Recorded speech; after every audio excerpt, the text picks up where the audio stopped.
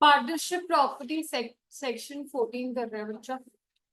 अब मुझे एक बात बताओ, जो फर्म की प्रॉपर्टी है वो क्या पार्टनर्स अपने पर्सनल यूज के लिए इस्तेमाल कर सकते हैं? नहीं। जो फर्म हाँ।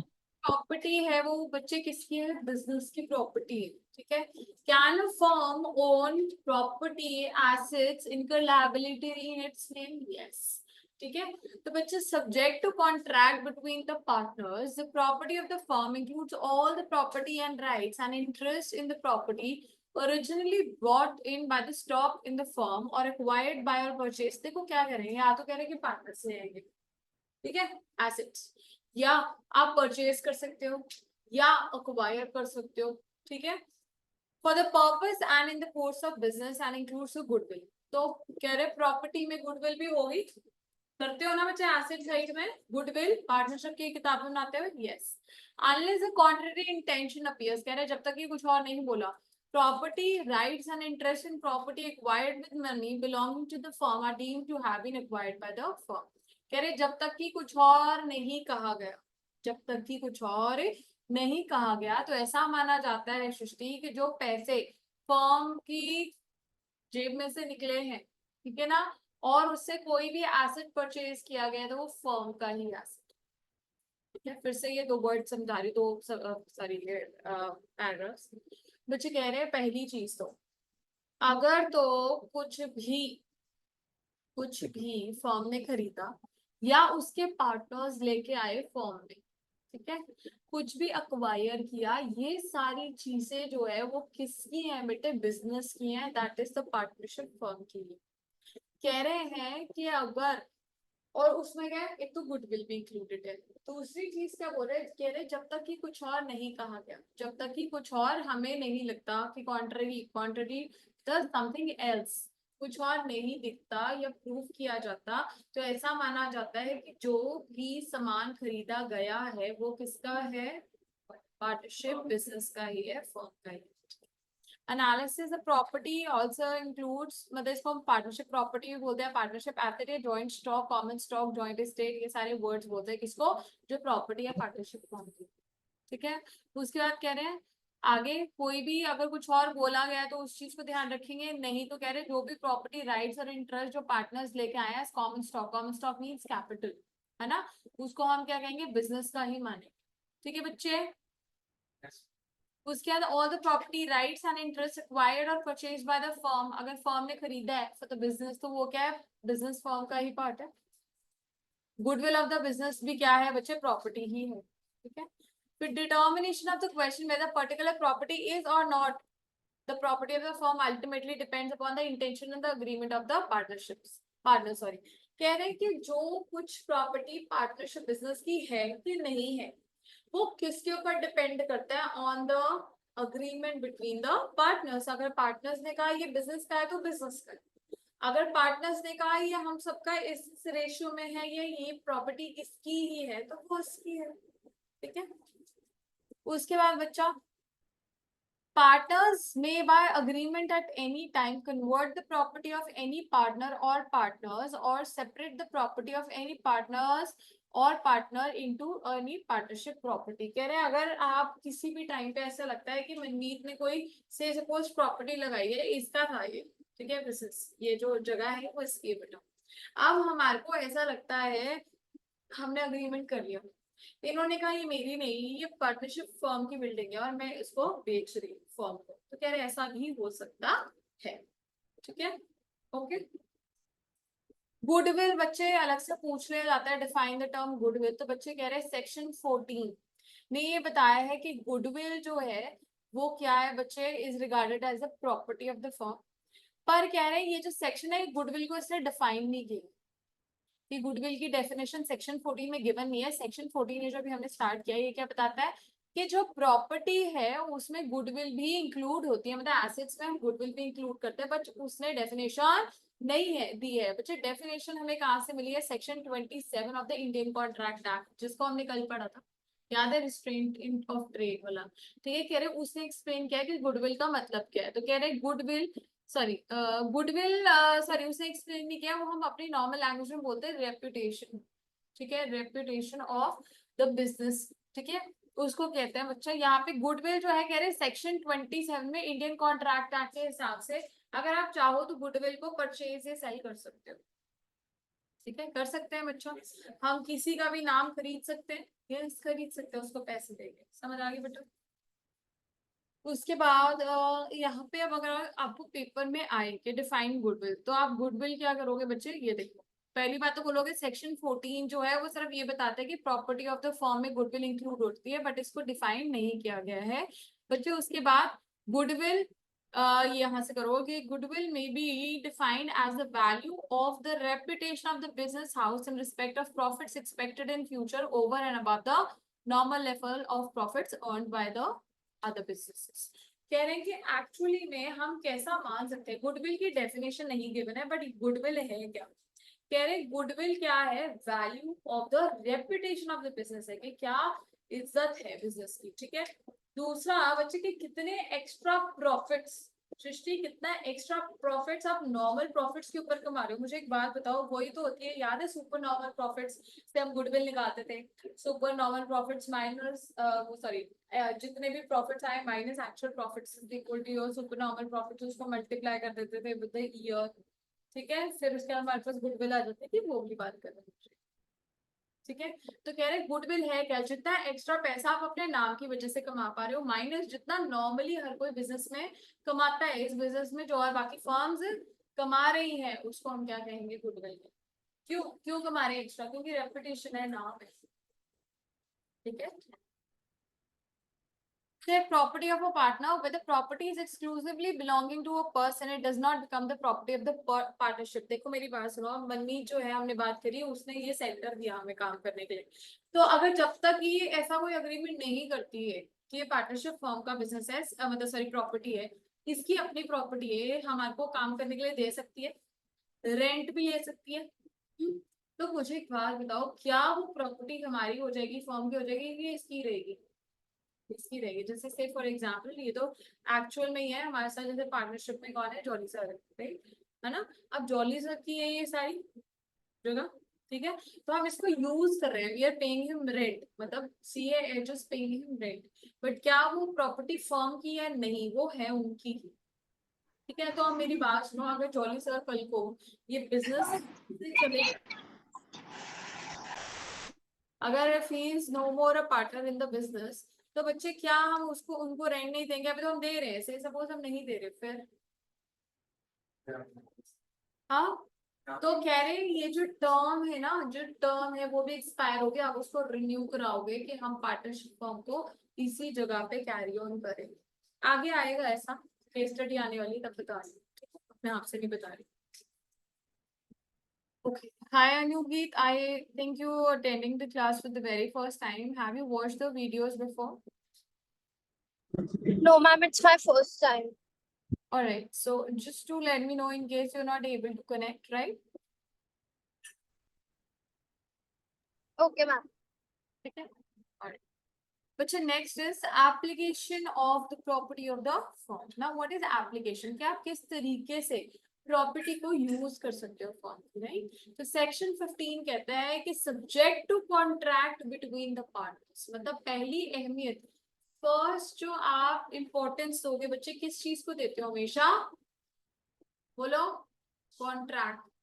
कभी भी कुछ भी कॉन्ट्रैक्ट में या अग्रीमेंट में लिखा होगा तो सबसे पहले इंपॉर्टेंस उसको दी जाएगी, फिर हम बाकी बातों की बात करते हैं। तो कह रहे हैं subject to the contract between the partners, कह रहे हैं तो कॉन्ट्रैक्ट हुआ है पार्टनर्स के बीच में और वो कुछ कहता है XYZ, तो उसको मानो।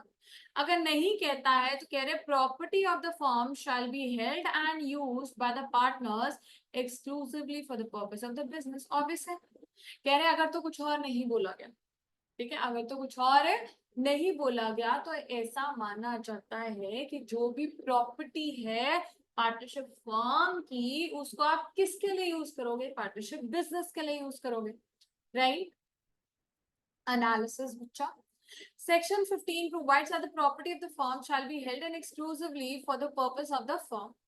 In partnership there is a community of interest. Now what is community of interest? कल हमने बात करी थी common interest, है ना? Common interest, community of interest का मतलब क्या बच्चे? Common interest. ठीक है। Now what is common interest, के किसके लिए Srishti, what is the meaning of common interest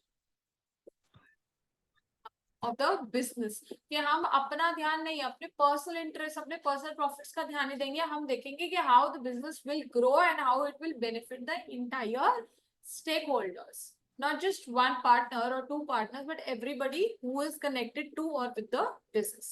ठीक है। फिर है which all the partners take in the property but does not mean that during the subsistence of the partnership a particular partner has proprietary interest in the assets of the firm. कह रहे क्या, मुझे एक बात बताओ, जब तक subsistence means जब तक चल रही है, जब तक सांसें ले रही है फर्म, क्या किसी एक पर्टिकुलर पार्टनर का प्रोप्राइटरी मीन्स ओनरशिप इंटरेस्ट हो सकता है एक अकेले पार्टनर का? नहीं हो सकता। किसका होगा? पूरी फर्म का होगा। ठीक है। Every partner of the firm has a right to get his share of profits until the firm subsists. मतलब subsist मतलब जब तक जिंदा है, चल रही है, तो हर पार्टनर को, सृष्टि, हर पार्टनर को उसका शेयर का प्रॉफिट मिलेगा। Yes. And he also has a right to see that all the assets of the partnership are applied and used for the purpose of the business of the partnership only. क्या आप personal use के लिए अपनी जगह को use कर सकते हो? क्या अपने बेनिफिट के लिए कर सकते हो? सृष्टि, आप हाँ कह रहे हो, नहीं कर सकते बेटा, जब तक कि कुछ नहीं लिखा गया। मेरी बात सुनो, अगर तो कॉन्ट्रैक्ट में लिखा गया है कि आप यूज कर सकते हो तो कर सकते हो, बट अगर कुछ नहीं मेंशन्ड है, क्या आप अपने पर्सनल प्रॉफिट्स के लिए या पर्सनल यूज के लिए उस जगह को या एसेट्स को यूज कर सकते हो? Answer is no. वो पर्टिकुलरली किसका है? फर्म का है। Does anyone, any of the partner enjoy proprietary और ओनरशिप राइट्स? नो। ठीक है। अनुगीत, आपको समझ आया बच्चे क्या कह रहे हैं? हमने सेक्शन 15 में क्या पढ़े? मैम थोड़ा थोड़ा, क्योंकि अभी इतना पहले का नहीं किया होगा। चलो एक बारी, क्या आपने प्लस 2 में पार्टनरशिप पढ़ी है? Yes ma'am. उसमें 3 पार्टनर्स होते थे, ए बी एंड सी। ठीक है, जो जॉइंटली कैपिटल में कंट्रीब्यूट करते थे। बच्चे मुझे एक बात बताओ, क्या हम सिर्फ एक पार्टनर ए को बोलते थे कि तेरे ही सारे एसेट्स हैं, ऐसा कहते नो थे हम? मैम। किसके होते थे? पूरी फर्म के होते थे, एबीसी के। तीनों को उनके शेयर के अकॉर्डिंगली प्रॉफिट्स डिस्ट्रीब्यूट किए जाते थे, रिवैल्यूएशन बेनिफिट प्रॉफिट्स या लॉसेस डिस्ट्रीब्यूट किए जाते थे, रियलाइजेशन के दिए जाते थे, राइट? है ना? Yes ma'am. बात लिख रहे हैं बच्चे, कह रहे हैं कि किस तरीके से आप एसेट्स को जो फर्म के हैं कैसे यूटिलाइज कर सकते हो। क्या एक अकेला ए कह सकता है कि मैं ओनर हूं? कह रहे हैं नहीं, एक अकेला कभी भी ओनर नहीं होगा। सारे के सारे पार्टनर्स जो है वो कॉमनली और कंबाइंड वे में क्या है बच्चे, यूज कर सकते हैं प्रॉपर्टी, क्योंकि वो प्रॉपर्टी किसकी है? वो फर्म की प्रॉपर्टी है, वो बिजनेस की प्रॉपर्टी है। एबीसी मैसेज एबीसी की प्रॉपर्टी है, वो सिर्फ मिस्टर ए की प्रॉपर्टी नहीं है। Yes ma'am. लेकिन अगर बच्चे जब कॉन्ट्रैक्ट बनाया था, से सपोज ये जो लैंड है जिसपे पार्टनरशिप बिजनेस है, वो एक्चुअल में किसका है? से सपोज मिस्टर ए का है, इसने लैंड दिया था अपना, और ये बोलता है कि मेरी बात सुनो, लैंड जो है मेरा है, कॉन्ट्रैक्ट में लिखा है कि लैंड जो है ये मेरा है, मैं सिर्फ इसको यूज करने के लिए तुम्हें दे रहा हूँ, टेनेंसी राइट्स के लिए फर्म के पास। तो उसके रिटर्न में mister A will be getting what? Rent from the firm. तो कह रहे वो बात अलग है, कुछ भी कॉन्ट्रैक्ट में कुछ भी लिखा है तो उसको इंपॉर्टेंस देंगे, अगर कुछ भी नहीं लिखा है तो उसका सिंपल मतलब है कि जो प्रॉपर्टी है वो एक पार्टनर की नहीं, पूरी की पूरी फर्म की है। Yes ma'am. चलो बेटा आगे। अच्छा अनुगीत, आपका अटेम्प्ट कौन सा बचे? जनवरी का है कि हम जून का? जून। ठीक है, ठीक है। मुझे personal profits earned by the partners, मैंने ये मार्क कराया था, जिससे नहीं भी मार्क किया हुआ है प्लीज मार्क इट, इम्पोर्टेंट किया हुआ है हमने, मार्क है। This is a very important topic, right?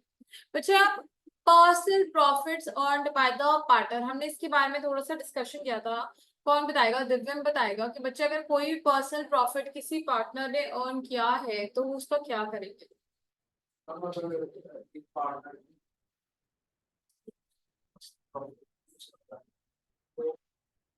तो वो अगर मतलब पार्टनर्स को पता लगता है तो डिस्ट्रीब्यूट करना पड़ेगा के साथ।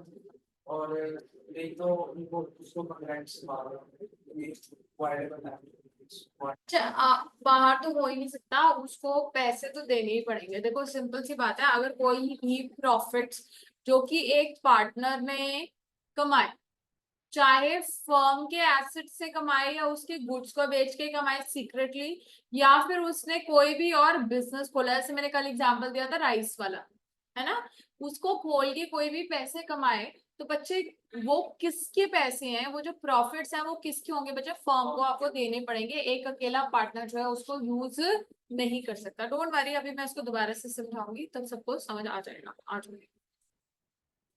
कह रहे हैं section 16, according to section 16 subject to the contract between the partners. पहली बात तो क्या है, हमेशा कॉन्ट्रैक्ट को इंपॉर्टेंस हो गया। अगर कॉन्ट्रैक्ट पे लिखा हुआ है कि आप बिजनेस कर रहे हो और आप प्रॉफिट पे फर्म को सामान बेच सकते हो, तो बेच दो, कोई दिक्कत नहीं है, मतलब पार्टनर्स को पता है।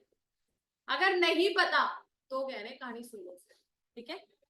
If the partner derives any profits for himself from any transaction of the firm, मतलब चोरी चुपे तुमने माल बेच दिया अपने पर्सनल लेवल पे, मेरी बात सुनो, मैं बैठती हूँ यहाँ पे, ठीक है, और मैंने क्या किया, उसके इनवॉइसेस ना काट के मैंने पर्सनली तो मैं सामान बेच दिया किसी कस्टमर को, तो पैसे किसके पास जाएंगे, मेरे पास जाएंगे ना, क्योंकि मैंने सेल नहीं रिकॉर्ड की।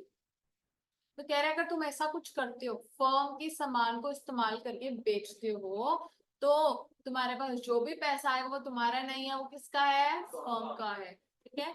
और from the use of the property of the business in connection of the firm or a firm name, he shall account for that profit and pay for the firm. बच्चे अगर तुमने या तो देखो, ये ऊपर वाला क्या था कि माल बेचा, गुड्स जो है, गुड या सर्विसेज बेच दी, ये आगे कह रहे हैं कि अगर प्रॉपर्टी है, लैंड है, उसको थोड़ा टाइम के लिए तुमने लीज कर दिया, प्रॉपर्टी किसकी है, फर्म की है, मशीन किसकी है, फर्म की है, उसको तुमने दे दिया बाहर यूज करने के लिए, ठीक है, तो वो पैसे तुम्हारे हैं कि फर्म के हैं, किसके हैं सृष्टि, हाँ। उसके बाद बच्चे, या तुमने फर्म का नाम इस्तेमाल करके कोई सामान बेचा, ठीक है, चाहे बाहर से खरीदा, लेबल तुमने फर्म का लगा दिया, तो ना लोग क्यों खरीद रहे हैं उसको, क्योंकि फर्म का नाम लिखा है। तो कह रहा है अगर इस तरह का कोई भी प्रॉफिट तुमने डिराइव किया, any profit that the partner derives is what he is liable to pay to the firm, तो किसको पैसे दोगे, पहला पॉइंट समझ आया। पहले तो कह रहा है कि हम क्या कर रहे हैं, एसेट्स, गुड्स या फिर नाम किसका यूज कर रहे हैं, फर्म का कर रहे हैं। दूसरा है बच्चे, if a partner carries on the business of the same nature and as competing with that of the firm, he shall account for and pay for the to the firm all the profits made by him in the business। सृष्टि अगर अब मैं क्या करूँ, competition में same nature का या competition में मैं कोई बिजनेस ओपन कर लूं और मुझे कोई भी प्रॉफिट हुआ, तो किसको देंगे, वो वापस फर्म को देंगे, ठीक है बच्चा, समझ आ गई।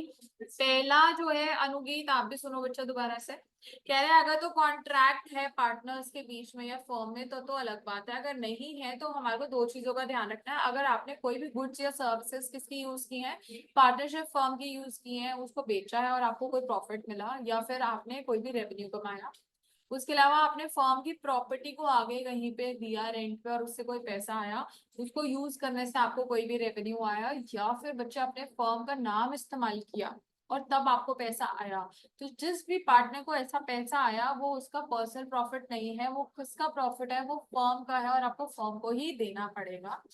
दूसरी चीज लिखी है बच्चा कि अगर आप एक पार्टनर हो और आप फर्म का कुछ इस्तेमाल नहीं कर रहे, बट फर्म के कंपटीशन में आप कोई काम कर रहे हो, ठीक है, फर्म के कंपटीशन में आप कोई काम कर रहे हो या फिर सेम नेचर का बिजनेस आप खोल के बैठे हो, मतलब एक तरह से कंपटीशन ही है, राइट। तो कह रहे हैं उस केस में भी अगर आप कोई भी प्रॉफिट्स कमाते हो तो वो किसको दोगे, फर्म को दोगे। अनुगीत समझ आया, हाँ जी मैम। भावना, उत्कर्ष, अनुज, मन्नत, मन्नत नहीं है यस आज, मैम। यस आया, मैम। ठीक। उसकी प्रॉपर्टी है और वही किसी और को यूज करेगी, हाँ उसकी है ना, फिर फर्म की थोड़ी ना, मतलब उसने फर्म में कर रखी थी यूज कर, यूज कर रहे थे, जैसे जॉली सर की है ये प्रॉपर्टी बच्चे, तो वो उनकी है ना। अगर तो किसी, हमने अभी ऊपर पढ़ के हटे ना कि पर्सनल प्रॉपर्टी अगर पार्टनर की है और उसने अगर फर्म को बोल दिया कि तू रख ले, तुम्हें बेच दी है, फिर तो फर्म की हो गई ना, मेरी पर्सनल प्रॉपर्टी है, मैंने यूज करने के लिए दी है, तो ओनर तो मैं हूं ना, तो वो जो मर्जी करो तुम, फॉर्म नहीं है उसकी ओनर। अगर रेंट पे दी फिर और किसी और को भी देंगे, किसी और को यूज करने के लिए। से सपोज मैं यहाँ पे ओनर हूँ, CH को देती हूँ, साथ में से सपोज RMS को देती है, ऐसे कह रहे हो? ऐसा वही कंपटीशन में आ गया ना फिर। ना अगर ये मतलब एक एक पर्सन को रेंट पे दिया जाए तो दूसरे को भी दिया, तो बट आपने एग्रीमेंट नहीं किया है। वो ब्रीच ऑफ कॉन्ट्रैक्ट है बेटा, पार्टनरशिप का उससे कोई लेना देना नहीं है, वो कॉन्ट्रैक्ट एक्ट में आएगा। कॉन्ट्रैक्ट किया ना, बिजनेस से रिलेटेड नहीं है कुछ, बिजनेस से रिलेटेड थोड़ी ना है, ठीक है कि नहीं है? आप देख लो, ये रहा आपका वो क्वेश्चन, शुगर वाला आ गया। A, B, C and D established partnership business for refining sugar। इन्होंने अब देखो बिजनेस क्या शुरू किया कि हम शुगर को रिफाइन करेंगे, मतलब अच्छी साफ सुथरा करके पैकेट्स में डाल के देंगे, रिफाइन। ठीक है। A, who was himself a wholesale grocer, was interested with the work of selection of the and purchase of sugar। अब A जो है वो क्या था, उसका ग्रोसरी स्टोर था, ठीक है। उसको कहा गया कि क्योंकि देख तेरा क्या काम है, तू है वो है पंसारी, क्या कहते हैं, ये कन्फेक्शनरी वाला है, तो तू क्या करना, तू इसका सारा जो सामान है शुगर वगैरह खरीद, ठीक है, और हमारे को बताइयो किस रेट पे खरीद सकते हैं, ठीक है। अब क्या हुआ, as a wholesale grocer, A was well aware of the variations in the sugar market, ठीक है, and had a suitable sense of propriety as regard to purchase of sugar। कह रहे तो वो इतना समझदार था कि उसको पता था कि कब मंदा आएगा, कब सस्ती होगी शुगर, वो खरीद लेता था, वो इतना तेज था, ठीक है। He already had in stock sugar purchased at low price, which he sold to the firm when it was in need of some। अब वही बात है, इसने चालाकी क्या चली, इसके पास जो सस्ते माल पे शुगर पड़ी थी ना बच्चे, इसने फर्म को बेच दी हायर प्राइसेस पे, जब महंगाई, जब शुगर महंगी थी तब उसने क्या करा, महंगे रेट पे, उसी रेट पे, मार्केट रेट पे जो है फर्म को शुगर बेच दी, ये कह के कि मैं खरीद के आया हूँ, मतलब without informing the partners that the sugar he sold belongs to him. उसने ये नहीं बताया कि मेरी दुकान पे ही माल पड़ा था और मैं तुम्हें अपना माल बेच रहा हूँ, ठीक है। It was held A was bound to account to the firm the profit so made। उसको बताना चाहिए था ना कि मैंने जो है प्रॉफिट कमाया है तुम्हारे को सेल करके। This rule however is subject to contract between the parties. मैंने ये बात भी बोली कि अगर कॉन्ट्रैक्ट में था कि आप महंगे में बेच सकते हो तो ठीक है, लेकिन अगर ऐसा नहीं था तो आपको बताना पड़ेगा, और अगर बताया तो प्रॉफिट किसका है, अगर केस स्टडी आएगी तो आपने ये लाइन लिखनी है तो लिख देना, अगर नहीं भी लिखोगे तब भी चलेगी, लेकिन आपको यूजुअली अगर कॉन्ट्रैक्ट, अगर केस स्टडी आएगी तो आप आंसर क्या दोगे? Yes. The partner is liable to what? Share the profit, or या फिर give the firm the entire profit which he had earned personally, section 16 के accordingly, right? Yes. Where a partner carries on a competing business, he must account for all the profits and pay business को pay करोगे firm को, yes. A, B, C and D started a business in partnership importing salt from foreign ports and selling it to Chittagong। अब ये A, B, C and D ने क्या किया, import करते थे सॉल्ट, और वो कहाँ देते थे, चित्तगोंग में देते थे बेटा, ठीक है। ए जो है इसमें से ये वाला ए, इसने क्या करा, इसने एक ट्रांजैक्शन किया of salt in his own account which were found to be of the same nature as a business carried। देखा, इंपोर्ट कर रहे हैं सॉल्ट, और उसके बाद सॉल्ट का ही तुम अगर ट्रेड कर रहे हो तो ऑलमोस्ट ऑल सेम नेचर है कि नहीं है बेटा? Yes.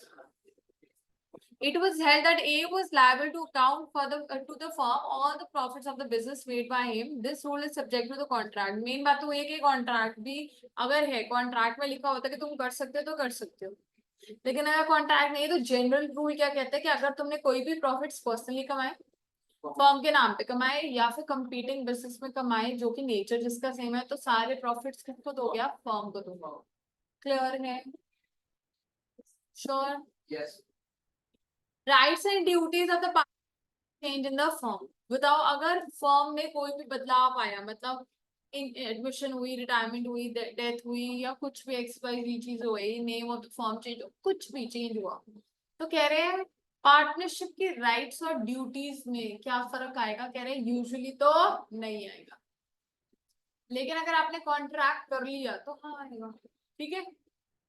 आज हम पढ़ लेते हैं।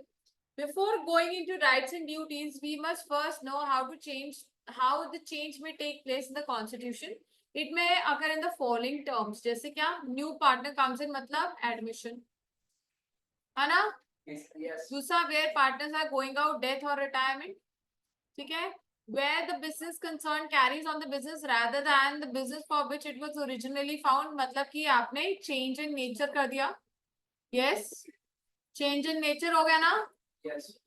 Where the partnership business is carried on after the expiry of the fixed term, तो partnership at will बन गई, मतलब हाँ या नहीं। Yes. After the change in the firm बचे, where a change occurs in the constitution, mutual rights and duties of the reconstituted remains the same as they were immediately before the change as far as it may, right? Expiry of the term of the firm मतलब अगर हम bill pay लेके जाते हैं तब भी क्या रहेगा, it remains the same, तब भी सेम रहने वाली राइट्स एंड ड्यूटीज, ठीक है बच्चा। Where additional undertakings are carried on, मतलब जहां पे हमने क्या किया, एक और बिजनेस नया स्टार्ट कर दिया। Where a firm constitutes to carry out one or more adventures or undertakings carries out other adventure or undertaking of this are the same are those in, अगर कह रहे सेम सा ही है, जो एक और बिजनेस आपने बोला सेम ही है तो सेम ही रहने वाला है, तो कोई चेंज नहीं होगा। यस, समझ आया कि नहीं आ रहा। Online Anuj, Bhavna, Utkarsh, Sujal, Yes, ma'am. Yes, ma'am. Relation of partners to third parties, बच्चे partners to be agent of the firm, ये तो हमें पता ही है कि नहीं है। पार्टनर, हर पार्टनर जो है फर्म का एजेंट है, फर्म के नाम पे और उसके बिहाफ पे काम करता है with in the scope of his authority. Yes, Yes. It is subject to the provisions of this act. A partner is the agent of the firm for the purpose of the business of the firm. ठीक है। Analysis कह रहे हैं तुम याद करो relationship between the partners के, एक बंदा जो है सारा काम कर सकता है सबके बिहाफ पे या सारे कर सकते हैं काम, यस, म्यूचुअल एजेंसी की बात कर रहे हैं। This definition suggest that any of the partners can be the agent of the others, mutual agency की बात करें। Section 18 clarifies this position by providing that subject to the provisions of this act, a partner is the agent of the purpose of the firm. A partner indeed virtually embraces the character of both. वही बात कर रहे हैं मुझे दोबारा से, है ना, कि एक जो पार्टनर है वो प्रिंसिपल भी है और एजेंट भी है दूसरे का। So far as he acts for himself and is in his own interest in the common interest of the partnership, he may properly be deemed to be the principal as he acts। वही same है यार, देखो if you have any doubt in this कि ma'am हमें mutual agency का मतलब नहीं पता तो please go ahead and ask, tell me क्या कह रहे हैं यहाँ पे, ऊपर से दोबारा से समझा देते हैं। कह रहे हैं कि एक जो पार्टनर है वो हर पार्टनर का प्रिंसिपल भी है और एजेंट भी है। एजेंट किस लेवल पे, क्योंकि वो काम कर रहा है और बाकी सबको बाइंड कर रहा है, और प्रिंसिपल कैसा है क्योंकि वो बाकी पार्टनर्स की एक्ट की वजह से बाउंड भी है, ठीक है, ये बात है।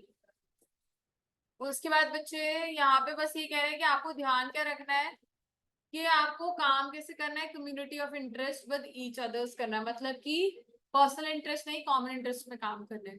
The rule that a partner is the agent of the firm for the purpose of the business of the firm can not be applied to all the transactions and dealings between the partners themselves. It is applicable only to the act done by a partner for the purpose of the firm. कह रहे हैं मेरी बात सुनो, आप दो partners हैं कोई ए एंड बी, उन्होंने अपने बीच में कोई भी ट्रांजैक्शन किया तो वो क्या फर्म का ट्रांजैक्शन है? नहीं, नहीं। लेकिन अगर आपने फर्म के नाम पे इनमें से किसी ने भी कोई ट्रांजैक्शन किया तो क्या वहां पे म्यूचुअल एजेंसी होगी? यस, समझ आ रहा है कि नहीं सृष्टि? देखो कह रहे हैं partner is the agent of the firm for the purpose of the business cannot be applied to all transactions and dealings between the partner themselves। अगर A और B ने अपने बीच में कोई भी लेन देन किया तो क्या वहां पे म्यूचुअल एजेंसी अप्लाई होगा? नहीं होगा। लेकिन अगर A और B ने फर्म के लिए या फर्म के नाम पे कुछ भी किया तो वहां पे क्या म्यूचुअल एजेंसी आएगा? यस आएगा, ठीक है मंजीत? फिर अपने लिए करते तब नहीं है, नहीं बेटा, फॉर्म से करते तब। ये भी मैंने नेक्स्ट में मार्क कराया था important, implied authority of the partner as agent. ठीक है, अब मुझे खुद बताओ, अगर तुम पार्टनर हो, ठीक है, तो तुम्हारी अथॉरिटीज क्या क्या रहेंगे बच्चे? जिस तरीके से बिजनेस चलना चाहिए उस तरीके से उसको चलाओ, ठीक है। और जो भी तुम्हारी एक्ट्स हैं, they will be bound by the firm, they will bind the firm, yes. The authority of the partner to bind the firm conferred is known as implied authority. कह रहे जिस तरीके से एक पार्टनर अपनी एक्ट से firm को बांध लेता है, जिस भी तरीके से पार्टनर जो है फर्म को बांध लेता है, मतलब कि लाइबल कर देता है, उसको हम क्या कह देते हैं? Implied authority of the partner. कह रहे हैं अगर तो कुछ और नहीं कहा गया, in the absence of usage or custom of trade the implied authority does not empower him. कह रहे अगर तो तुमने कॉन्ट्रैक्ट में लिखा है तब तो ठीक है, लेकिन इम्प्लाइड अथॉरिटी में ये सारे पॉइंट्स नहीं आते, ये सारे नहीं आते, एक्सक्लूडेड है बेटा। ठीक है, इम्प्लाइड अथॉरिटी मतलब है कि बोला नहीं गया है, पर जनरली आप क्या क्या कर सकते हो बिजनेस को बाइंड करने के लिए? सेल परचेज कर सकते हो, उसके नाम पे खर्चा दे सकते हो, इमरजेंसी में बचा सकते हो, यस और नो, वो ये सारी चीजें, वो इम्प्लाइड है। अथॉरिटी मतलब पावर, यस। बच्चे यहाँ पे कह रहे हैं ये सारी चीजें नहीं है इम्प्लाइड अथॉरिटी का पार्ट। नंबर 1 क्या है? Submit a dispute relating to the business of the firm to arbitration. Arbitration कौन होता है बच्चे? कोर्ट नहीं होता, कोई विचोला होता है। कह रहे हैं कि अगर फर्म से रिलेटेड, अगर फर्म का कोई भी कहीं पे भी लड़ाई चल रही है, कि कोई भी लड़ाई चल रही है, तो तुम आर्बिट्रेशन में अपने आप से उसको नहीं दे सकते जब तक कि फर्म अपने आप से सारे डिसाइड नहीं करते उसको आर्बिट्रेशन के पास लेके जाने के लिए। आर्बिट्रेटर कौन होता है? एक विचोला होता है जो कि सुलह कराता है, जो कि ना इस पक्ष का है ना ही उस पक्ष का है, बीच में बैठा है। जैसे से for example in case of any sort of domestic लड़ाइयाँ हस्बैंड वाइफ की जब होती है डिवोर्स से पहले, तो मेरे ख्याल से नो क्या हर हर केस कोर्ट में जाता है कि पहले बीच में एक इंसान जो है वो कहता है कि तुम देख लो, बात कर लो, उसको आर्बिट्रेटर कहते हैं। ठीक है, open a bank account on behalf of the firm in his own name. क्या कोई पार्टनर अपने नाम पे फर्म का कोई बैंक अकाउंट ओपन कर सकता है? नहीं, लेकिन अगर कॉन्ट्रैक्ट में लिखा है तो यस कर सकता है। ठीक है, कॉम्प्रोमाइज और रिलिंक्विश एनी क्लेम और portion of a claim bye the firm. Compromise मतलब कि कह रहा है कि मत तुम, रिलिंक्विश मतलब कि खत्म कर रहा है या कम कर रहे हैं, तो या तो कम कर रहे हो या फिर खत्म कर रहे हो किस चीज को। अगर क्लेम था, मतलब फर्म ने पैसे लेने थे किसी से, तो उसको बोल दिया तू पैसे मत दे या तू कम दे दे। कह रहे हैं अपने आप से तुम नहीं ये डिसीजन ले सकते अकेले। ठीक है, withdraw a suit of proceeding filed on behalf of the firm. Firm ने किसी के अगेंस्ट कोई केस फाइल किया था, क्या तुम अपने आप से अपना वो मुंह उठा के उसको वापस कर सकते हो केस को? कह रहे हैं नहीं कर सकते। Yes.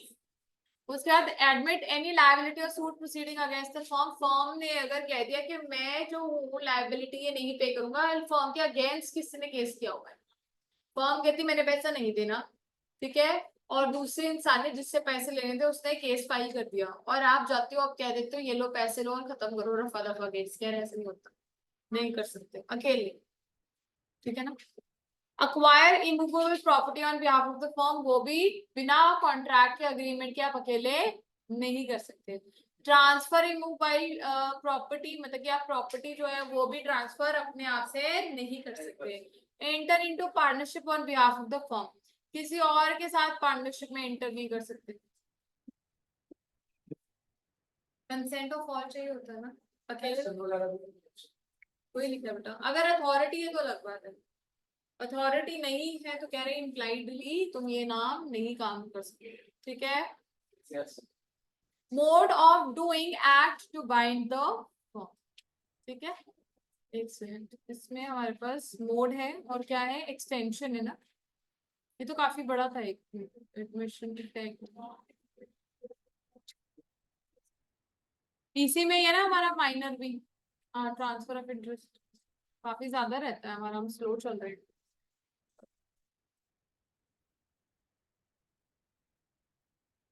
Mode of doing act to bind the firm, कह रहे in order to bind a firm, firm को अपने लाइबल करने के लिए क्या करोगे, कह रहे कोई भी एक्ट या कुछ भी एक पार्टनर ने किया, वो कह रहे हैं फर्म के नाम पे होना जरूरी है ना, तभी तो आप फर्म को बाइंड कर सकते हो, कि ऐसे ही कर सकते हो बाइंड। फर्म को बाइंड का मतलब क्या है कि क्या फर्म को आप लाइबल कर सकते हो, तब कर सकते हो जब फर्म के नाम पे कोई कॉन्ट्रैक्ट किया हो। अपने पर्सनल लेवल पे करोगे तो क्या फर्म को बाइंड कर सकते हो, नहीं कर सकते। और in any other manner expressing or implying the intention to bind the firm, या फिर आपने क्या करा, आपने ऐसा बोला कि मैं जो हूँ इस फर्म से आया हूँ, या दूसरे इंसान को पता है कि आप इस फर्म के पार्टनर हो और कुछ उधार पे तो माल लिया है, तो ये माना गया कि फर्म को इम्प्लाइडली तुमने बाइंड कर, ये फर्म के नाम पे कर रहे हो ना, समझ गए। Yes. Analysis of 19 and 22 बच्चा, at very outset you should understand what is the meaning of implied authority। हमें पता है implied authority क्या है, जहाँ पे आपको कुछ बोला नहीं गया बट एक्ट्स की वजह से, ड्यू टू एक्ट और कंडक्ट आप जो है फर्म को बाइंड कर रहे हो बच्चा। तो इसके बाद क्या कह रहे हैं, यहाँ पे आ जाओ, act done must relate to the usual business of the firm. कोई भी काम करोगे वो इम्प्लाइड अथॉरिटी में कब आएगा, जबकि जब वो बिजनेस से ही रिलेटेड है। अगर मेरा बिजनेस जो है वो कोयले का है, तो अगर मैं किसी से कोयला परचेज कर रही हूँ, किसी को सेल कर रही हूँ, तो वो माना जाएगा कि वो बिजनेस में ही कर रही हूँ मैं इम्प्लाइडली। तो क्या मैं फर्म को उसके लिए बाइंड कर रही हूँ, फिर यस कर रही हूँ। ठीक है, normal conduct of the business में ही काम किया गया जैसे कि यूजुअली किया जाता है कोई भी काम, ठीक है, उसी तरीके से आपने काम किया। ठीक है, done in the name of the firm, तब माना जाएगा कि आपने फर्म को जो है बाइंड किया है। एग्जाम्पल देखेंगे, सुनो। अब आप एक पार्टनर हो बेटा किसी फर्म में, सुन लो पहले एक बार, पार्टनर हो किसी फर्म में, ठीक है, क्या आप बिना किसी की अथॉरिटी के, क्या आप बिना अथॉरिटी के, बिना नाम के, बिना फर्म के काम के, क्या किसी को भी promissory note, bill of exchange या चेक जो है वो इशू कर सकते हो। फर्म को बाइंड करना होगा ना, वो तो कह रहे नहीं कर सकते। लेकिन अगर आप बच्चे बैंक हो तो आपका normal usual course of business में होगा ना कि आप चेक्स एक्सेप्ट कर रहे हो, इंडोर्स कर रहे हो, या फिर साइन कर रहे हो, मेक कर रहे हो। यस, यही एग्जांपल है, देखते हैं फिर और समझ आएगा। X a partner in the firm of solicitors. Now who are solicitors, legal consultants, ठीक है, जो कंसल्टेंट्स होते हैं। borrow money and executes a promissory note in the name of the firm without authority। अब एक्स के पास authority नहीं थी, उसने क्या किया बच्चे, एक promissory note जो है साइन कर दिया, पैसे बोरो करके किसी इंसान से पैसे लिए और उसको promissory note लिख के दे दिया that I promise to pay you so and so amount of money after so and so time period, right? पढ़ेंगे हम negotiable instrument act तक जाकर समझ आएगी। The other partners are not liable to the note। Why? Because चाहे तुमने firm के नाम पे किया, क्या ये normal usual course of business है क्या सॉलिसिटर्स का प्रॉमिसरी नोट इशू करना है? नहीं। क्या ये यूजुअल कोर्स में हुआ बिजनेस के? नहीं। फर्म के नाम पे किया? नहीं। आपको अथॉरिटी नहीं ना, बच्चे विदाउट अथॉरिटी तो फर्म के नाम पे आप क्या कर सकते हो? नहीं कर सकते। तो कह रहे हैं तो आप ये जो है ऑर्डिनरी कोर्स ऑफ बिजनेस में नहीं है टू ड्रॉ एक्सेप्ट और endorse negotiable instruments. However it may be usual for one partner of the bankers. अगर आप फर्म ऑफ बैंकर में पार्टनर हो तो नॉर्मल चीज है कि आप एक्सेप्ट कर सकते हो, एंडोर्स कर सकते हो बिल ऑफ एक्सचेंज। तो कह रहे in partnership, if partnership of general commercial nature, he may pledge or sell the partnership property। general commercial business, general commercial मतलब commercial क्या होता है? तो यहाँ पे बेसिकली क्या बात कर रहे हैं कि वो जो स्टेट रियल एस्टेट वाले होते हैं उसकी बात कर रहे हैं। तो कह रहे हैं आप क्या प्लेज कर सकते हो, सेल कर सकते हो बिजनेस प्रॉपर्टी का? यस। क्या आप बाय कर सकते हो goods on account of partnership? Yes. He may borrow money, contract debts and paid debts on account of partnership firm. उधार पे ले सकते हो, बेच सकते हो उधार पे। यस। डेट ले सकते हो, loan liabilities. Yes. He may draw, make, sign, endorse, transfer, negotiate and procure discounted promissory notes, bill of exchange and other on account of the partnership firm। अगर वो बच्चे authorized है तो, ठीक है। Yes. तो बच्चा ये जो बोल रहा है section 19 two contains the acts which are beyond, मतलब जो कहा ना कि एक्सक्लूडेड है, हमने पढ़ा ना ऊपर Yes. एक्सक्लूडेड लिस्ट में क्या क्या था बच्चा?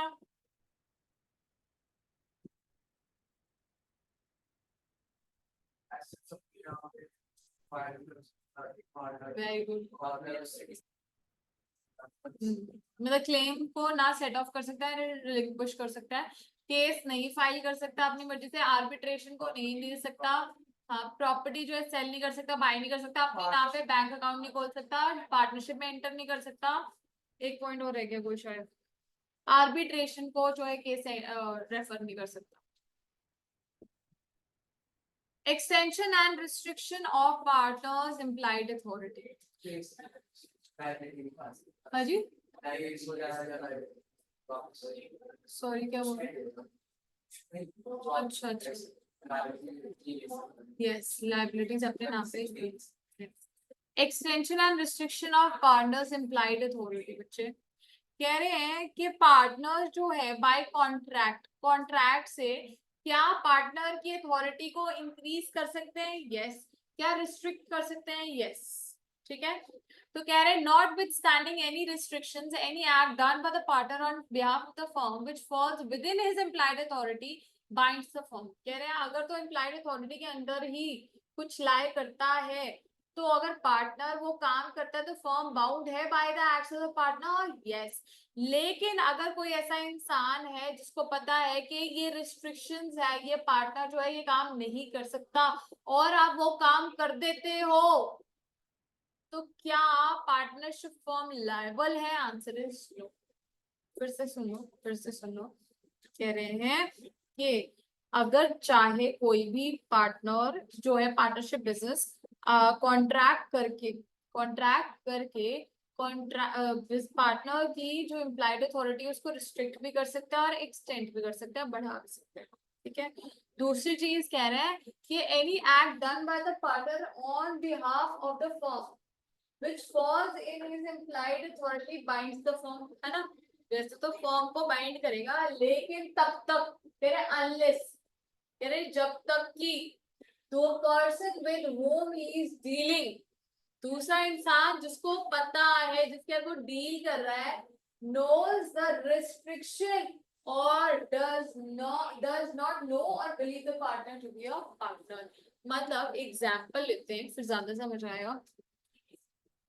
ए बी और सी तीन पार्टनर्स है बच्चा।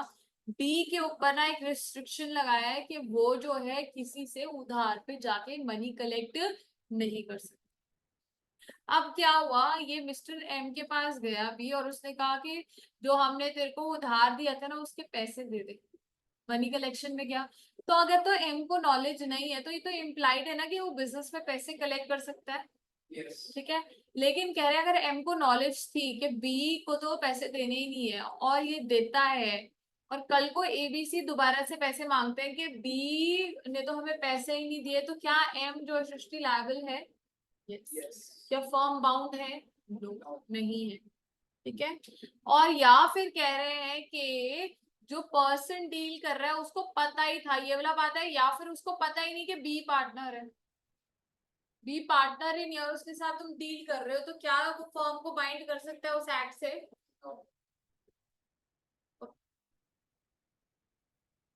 क्या है? नहीं आएगा, सीधा बोलो बेटा नहीं आया समझ। तो बाहर से कोई और एग्जाम्पल लेके समझाती हूँ, वेट। इस माल पैसे का नहीं करते, गुड्स की बात कर लेते हैं। ठीक है, ए बी और सी तीन पार्टनर्स हैं। एम जो है बच्चे वो ना सप्लायर है कोई गुड्स का। ठीक है, अब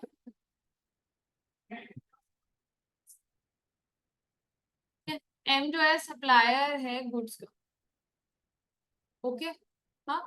अब क्या हुआ, बी को इन्होंने बोला हुआ है कि तू माल जो है वो उधार पे नहीं खरीद सकता। ठीक है, वैसे तो इम्प्लाइड अथॉरिटी में है ना, जनरल बिजनेस है सेल एंड परचेज का, तो बी अलाउड है क्या इम्प्लाइडली? यस। बट अगर उसको बोल दिया कॉन्ट्रैक्ट में एक्सक्लूसिवली बोल दिया that B is not allowed to purchase goods in the name of the firm, तो कह रहे हैं पहली बात तो he can not do that. दूसरी चीज कह रहे हैं अब सप्लायर है जो एम, हाँ उसको पता था कि बी जो है गुड्स जो है उधार पे नहीं खरीद सकता। समझ रहे हो मेरी बात? तो एम ने अगर गुड्स इसको उधार पे दिए तो उसको ये तो पता होगा ना कि फर्म के नाम पे नहीं अपनी पर्सनल कैपेसिटी में लेके जा रहा है, तो क्या फर्म बाउंड होगी? तो पहली चीज। दूसरी चीज ये है, कह रहे हैं कि एम को पता ही नहीं था कि बी पार्टनर है, और बी तो जनरली कोई कस्टमर बन के गया और उसने माल खरीद लिया। तो अगर एम को नॉलेज ही नहीं है, क्या वो फर्म के नाम पे बिजनेस ट्रांजैक्शन हुआ? यही बोल, ठीक है, पक्का? यस। एनालिसिस देख लेते बेटा।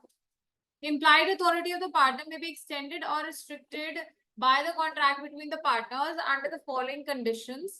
The restrictions imposed on the implied authority of the partner by agreement UJA shall be effective against the third party. The third party knows about the restrictions या फिर does not know that he is a partner in the firm. Example दे रही हूँ, फिर छुट्टी कर रही हूँ, सो मत मेरे सामने यार, सीधा बोल दो मैम थक रहे हैं यार। एग्जाम्पल दे रही हूँ, फिर जा सकते हो क्योंकि वैसे भी मुझे तो ऑफ करना ही पड़ेगा, मेरी क्लास है 46।